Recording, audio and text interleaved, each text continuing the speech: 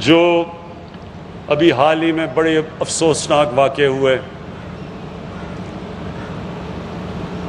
کہ فرانس کے اندر ہمارے حضور کی شان میں گستاخی کی گئی اور کوئی خاکے چھپے تو اس کے اوپر ایک جماعت نے آ کے حکومت کی کن پٹی پر بندوق رکھ کے اور کہا کہ جی فرانس کے ایمبیسڈر کو واپس بھیجو۔ اب میں سارے اپنے قوم کو کہنا چاہتا ہوں کہ ہم سب، میں تو کسی کو نہیں جانتا جو ہمارے نبی صلی اللہ علیہ وآلہ وسلم سے عشق نہیں کرتا، اگر کوئی نہیں، مجھے تو نہیں پتا، کیونکہ آپ صحیح معنی میں آپ کے دل میں ایمان آ سکتا ہی نہیں جب تک آپ نبی صلی اللہ علیہ وسلم آپ کے دل میں نہیں بستے، آپ ان سے پیار نہیں کرتے۔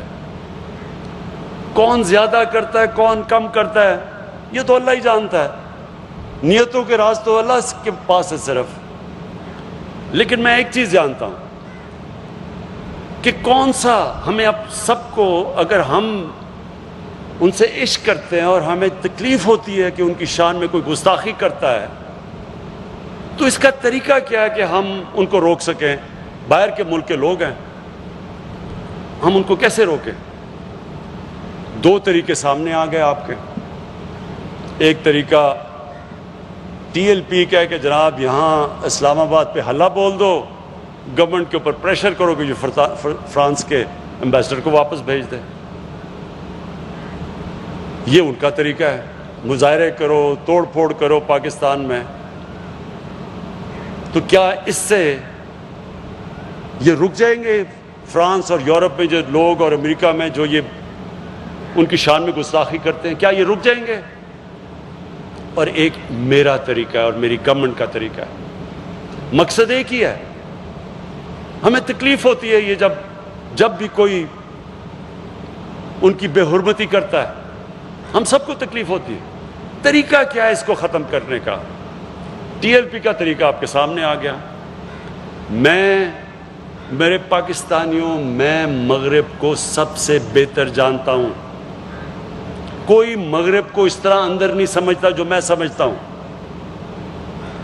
زندگی کے میرے 20 سال گزرے ہیں وہاں، پروفیشنل کرکٹر ہو کے یونیورسٹی میں وہاں گیا، میں ان کی سوچ کو جانتا ہوں۔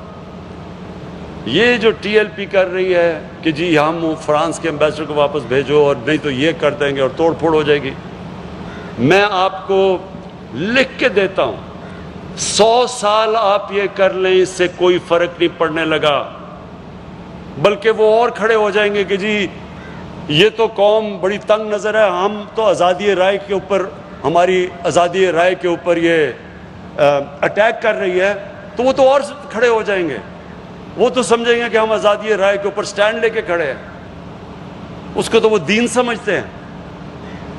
ایک میرا طریقہ ہے اور انشاءاللہ میں آپ کو ثابت کروں گا کہ میرا طریقہ ہوگا جو کامیاب ہوگا، اور وہ طریقہ یہ ہے کہ مسلمان دنیا کے ہیڈز آف سٹیٹ سے ہم بات کریں، ایک ایک ملک سے، جو ہم کر رہے ہیں۔ ابھی شاہ محمود نے 4 دنیا کی فورن منسٹر سے بات کی اور وہ سب متفق ہیں ہمارے ساتھ۔ سارے مسلمان ہیڈز آف سٹیٹ کو ہم اکٹھا کریں گے، ان سے ہم ایک مل کے ایک اپروچ، جو اس اپروچ کے ذریعے ہم جائیں گے یورپین یونین میں اور یونائٹڈ نیشنز میں، اس کا آغاز ہم کر چکے ہیں۔ ان کو ہم کہیں گے کہ دیکھیں، آزادی رائے کے نام پہ 1.25 ارب مسلمانوں کو آپ تکلیف نہیں دے سکتے،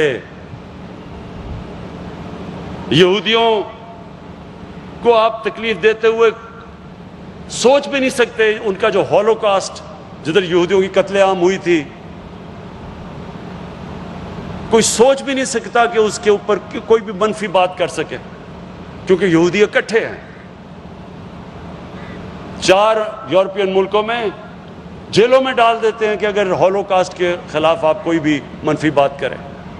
تو کیا ہم 50 مسلمان ملک مل کے کیا ہم ان کو یہ نہیں کہہ سکتے اور سمجھا نہیں سکتے کہ آزادی رائے آپ ہر چیز پہ استعمال کریں، لیکن ہمارے نبی صلی اللہ علیہ وسلم کی شان میں آپ گستاخی نہیں کر سکتے؟ اور پھر اگر آپ کریں گے تو پھر جب 50 مسلمان رائے عمل طے کریں گے کہ ہم آپ کی ٹریڈ بوائکاٹ کریں گے، ہم آپ کی چیزیں نہیں خریدیں گے، اس کا امپیکٹ پڑے گا، تب ہم کامیاب ہوں گے۔ اور انشاءاللہ یہ میری حکومت اس راستے پہ لگی ہوئی ہے، اور انشاءاللہ ہمارا 5 سال پورے ہونے سے پہلے میں اپنی قوم کو خوشخبری دوں گا کہ سارے انہی ممالک کے اندر ہمارا پیغام جا چکا ہوگا، اور ان کے اندر بھی جس طرح یہودیوں کی یہ ان کو تکلیف نہیں دیتے، ان کے دلوں کو تکلیف نہیں دیتے، ہمارے لیے بھی وہ بھی کبھی بھی ان کے ملکوں کے اندر اس طرح کی چیز نہیں ہوگی، اور وہ میرے طریقے سے انشاءاللہ ہم کامیاب ہوں گے۔ میں آخر میں